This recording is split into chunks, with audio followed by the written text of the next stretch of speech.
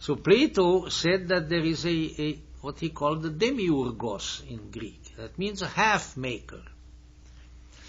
I will not try to draw parallels to vernacular expressions that resemble that.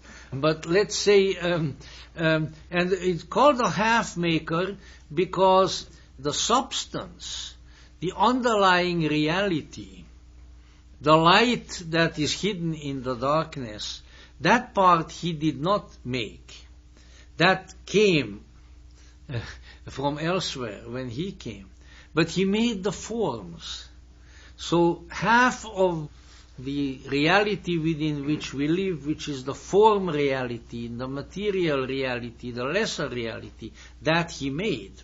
The other part he did not. Therefore he is called the half-maker or the Demiurgos. So they came to identify the Old Testament deity with that Demiurge. However, as let's say these heresies became more numerous and also more sophisticated, it came to be admitted quite often that, for instance, the Old Testament is only in part the message, the revelation of this Demiurge. In fact, I think the Valentinian said that the Old Testament has three origins. One is the Demiurge. The second is a little bit of material that filters through from the highest, from the true God, and you can find that in many of the Psalms. You can find them in the wisdom literature, such as the Wisdom of Solomon, Ecclesiastes, Ecclesiasticus, and others. And then some are teachings of the elders of Israel throughout the ages. But certainly the vengeful, the cruel, the oppressive, the unyielding statements in the Old Testament come from this imperfect, intermediate, lesser deity. Now, I know and you know that even though we might look at this sort of thing with a somewhat open mind, yet in the back of our minds there is a tremendous resistance against it. And that is primarily because we carry the monotheistic obsession in our very genes in this culture in the West, A Hindu would have no problem with it.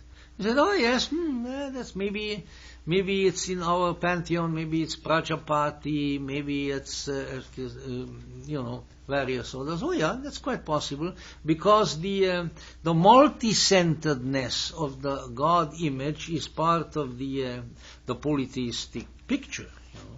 But for us, that is the idea that there might be two gods is just awful. It's just, I don't know why, but it's just awful. It's just awful. We can't cope with it. It's crazy making. But what we need to keep in mind is that what these people meant was really a supernatural yet imperfect being. More like an angel, You don't have to imagine an all-wise, all-good, omnipotent, omni-this, omni-that kind of a being in this regard, but a being that is somewhat limited in consciousness even, limited in understanding, limited in character. Now, all right, here is the... and of course there are all, you might say, all the offices that the roles that this Old Testament deity comes to play. Okay, it's creator. Now, right then and there, a person with powers of perception and judgment could come up with quite a bit of criticism. Why? Because look at this so-called creation. Oh yes, it hangs together reasonably well, as when you kind of have the image of the Newtonian cosmos, that's kind of like a great big clockwork, that keeps going. But within it, there are very strange and very peculiar things. There is, first of all, in a mechanical sense, it works. The world, the cosmos, the earth, whatever you want to call it here. But in a moral and spiritual sense, it doesn't work.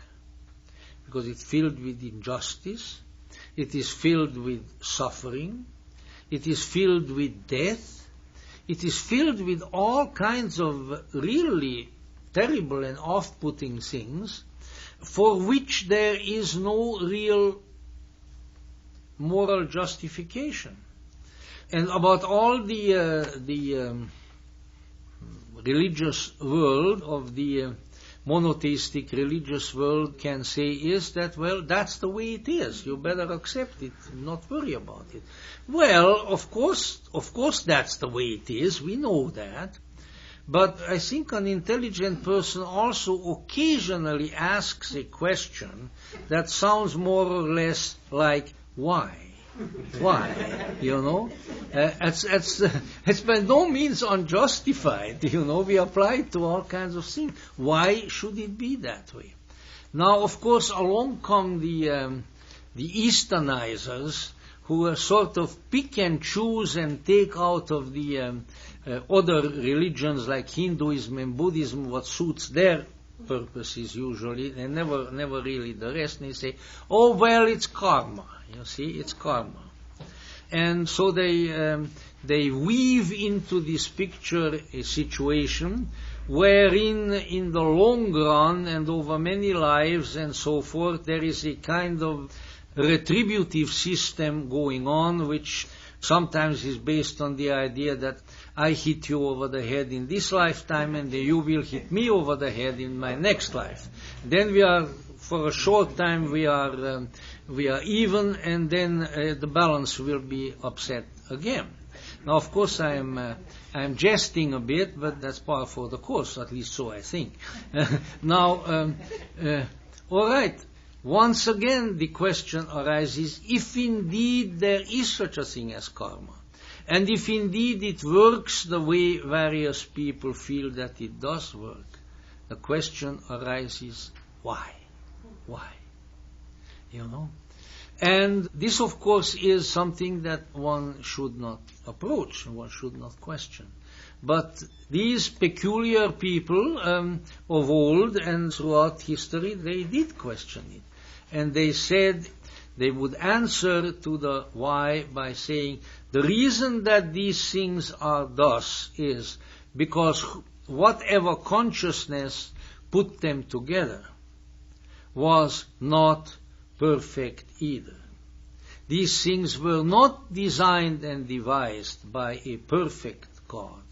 They were designed by some kind of imperfect consciousness that, moreover, on top of it, was not at all concerned with justice and not concerned with whether its creatures are suffering or not. Now, I don't want to start out on my old route here, which is very enjoyable to me, but not so much to everybody else, as to what kind of, I don't mean just strange, I don't mean just unusual, but unbelievably and horribly bizarre things exist in this creation. And, the imagination of an H.P. Lovecraft or a Stephen King is nothing compared to what goes on in this world.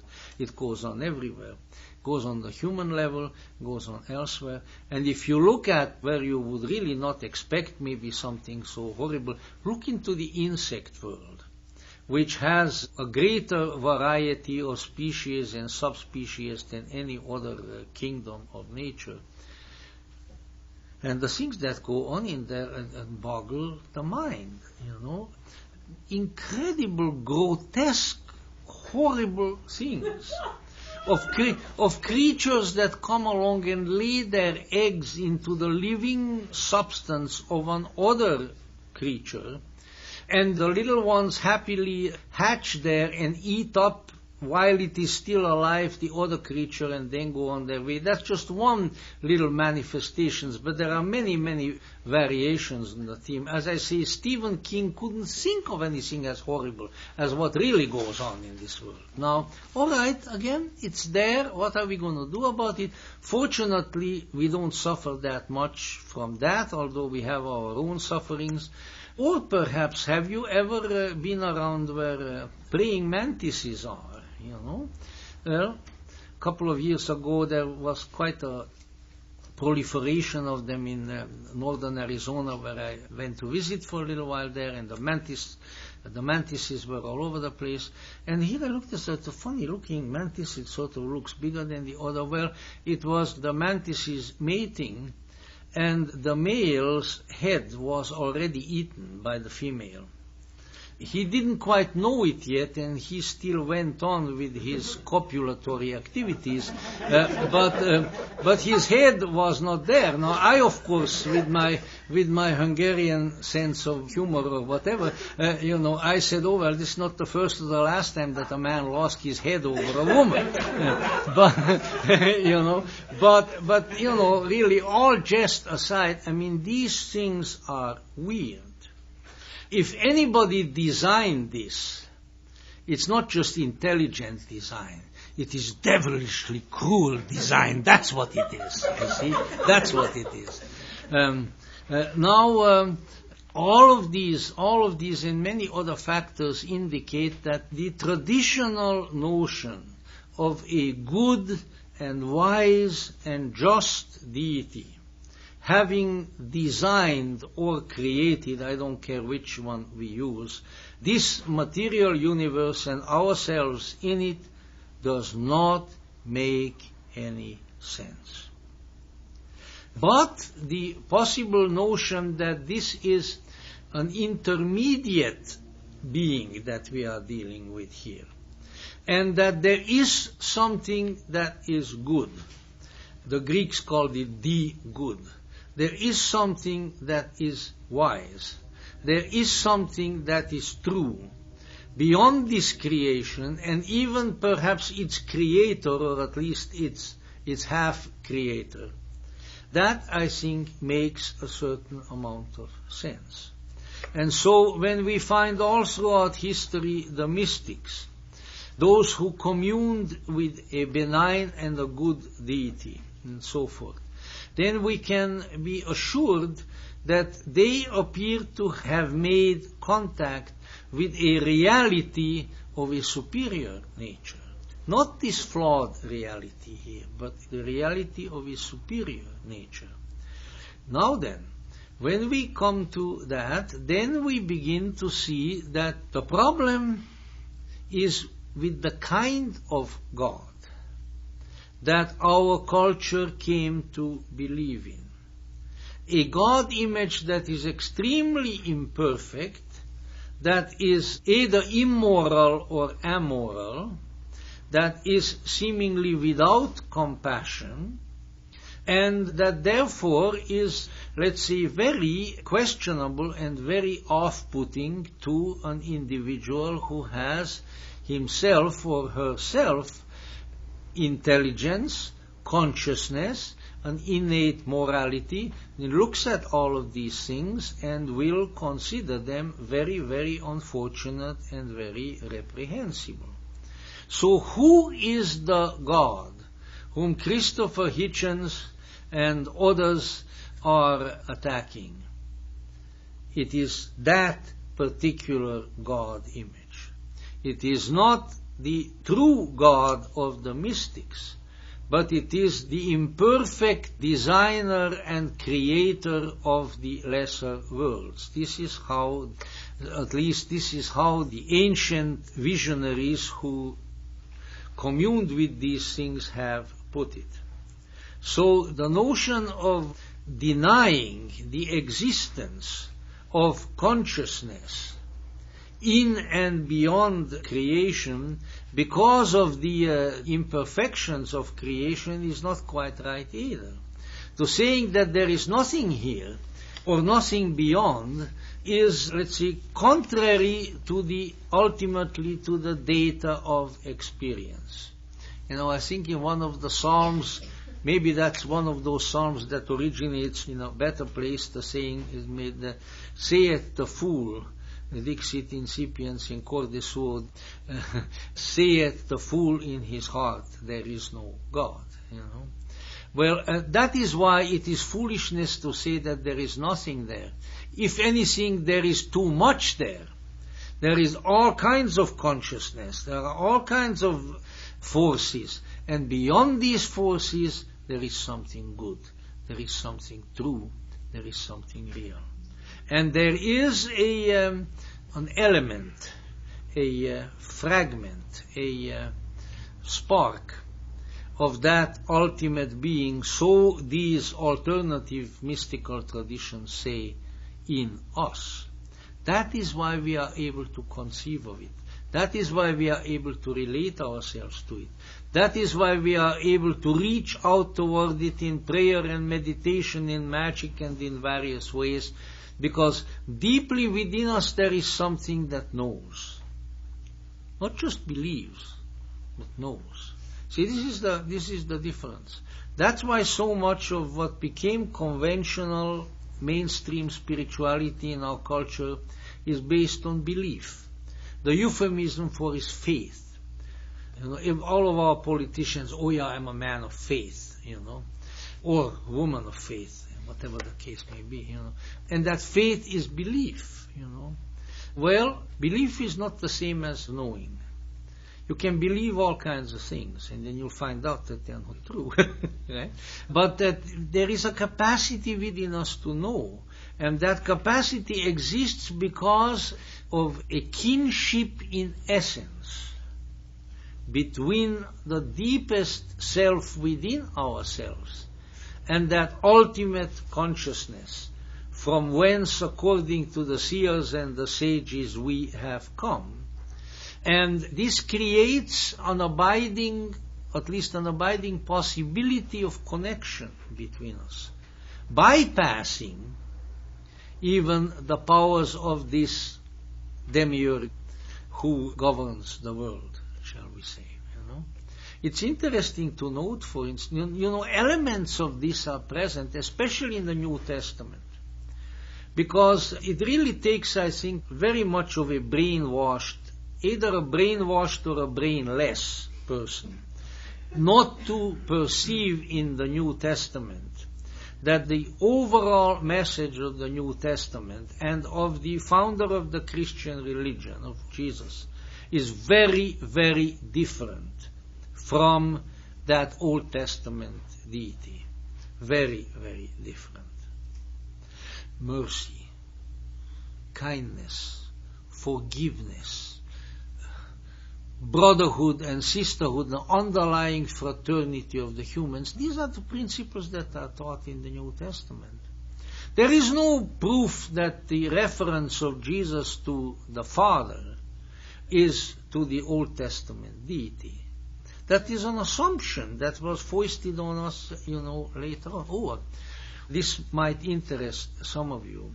I have come across, as probably some of you have, especially those who are of that nationality, of a Polish saint of, I believe, the very early 20th century.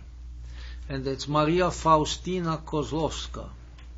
And I've been reading some of her statements which were based on her communications with Christ. In one position, what does Christ say? Christ says to this saint, to this visionary, if you pray to me, and then Maria Kozłowska sort of designed certain prayers that are supposed to help this at the time of your death, I will stand between you and the Father without judgment, and everything will be forgiven. Doesn't that indicate that there is a discrepancy between the two? So the Father, he doesn't say my Father, he says the Father. The indication is here again, as it so often is in the visions of the saints and of people of great spiritual vision, that while there is a power here that is very judgmental, that is very unforgiving, that is very harsh, there is something that can come from beyond that power. And the great messengers of light, including the last great one, Jesus Christ, are of that order. And they bring, we see, the Jewish term for it is mercy. The Buddhist term for it is compassion. But that is what they bring, and not the judgment. He whom the judge was not written about the good messengers of light. Not at all. Now, let's just, inasmuch as our time moves along with us greatly, this is the basic sketch. I think the answer to the anger and concern of the new atheists, as well as probably of the old atheists, is to come to recognize what kind of theos are we talking about here. Once again, I'm reminded of the really cute story that I encountered with my late landlord. My landlord owned this apartment house in Hollywood, an old Russian Jew, very nice old man. He died at almost the age of 100. And he knew that I was involved in religious matters and things like that. And then after he had some kind of sort of dangerous experiences, he came up to me one time. He said, say. He said, I'm an atheist. That's what he always said. I'm an atheist. Oh, I thought, that's fine. I said, okay. He said, but tell me, what's going to happen to me after I die? What's going to happen to me after I die? So I said to him, well, look, Mr. So-and-so, let me just tell you what I think. I think that where you are going, they are not going to care whether you had been atheist or not. That's not going to figure in the equation at all. You were a good man, you did good things, you took care of your family, everything. And those things will be more important. Are you sure? Are you sure? Well, I'm reasonably sure. But you see again, what was this man saying, as so many of them? I said, well, I'm an atheist, but at the same time there is something else, right? The atheist because he couldn't believe in the God that was held up to him as the God, and therefore in that sense he was an atheist. So there is no reason, I think, for a person of consciousness and for a person who sincerely tries and perhaps also ultimately succeeds in intensifying and raising his or her consciousness to be a total denier of divinity. But it is incumbent upon such a person to recognize that much that passes in religion and elsewhere as God is not really God, but some kind of intermediate consciousness. Once again, I have no investment in personalizing these things. Many of them, of course, the one way to express visionary reality is in mythological form, because that's about the only way that you can do it. That's the only language that is halfway adequate to the kind of perceptions that the great seers have. That's why they don't come forth and talk about data and facts, The seers and the sages, the prophets, the shamans are not computers, They are not concerned with giving you concrete information. They are concerned with giving you intimations of a reality that is beyond this world. And that's not easy to do. That's why a lot of people have highly unusual, insightful experiences in this world. I've met a lot of them, and they didn't talk about it, only under the most private circumstances. They were very, very shy about it and very careful about it, primarily because they said, if I tell you about it, you're going to think I'm crazy. I said, you know what, I'm crazy too, so come on, tell me. But that's why. It's so difficult to express, it's so difficult to make sense out of these greater experiences, that those who have done so almost inevitably put them in poetic, mythic form, And then the people who read that or to hear it recited derive their own intimations, their own flashes of insight, are stimulated to similar experience themselves. And so I think we can rest assured that if we try to do that, and if others try to do that, then we may discover, not all at once perhaps, and not in an overwhelming mysterium tremendum, as they put it in Latin, although sometimes that happens also, but in intimations that are like flashes of lightning, like the will-o'-the-wisp that moves over the countryside. We will begin to have intimations of an other reality that transcends earthly things, that transcends even the designer, and there we will find something that is true, there we will find something that is good, and something that is beautiful.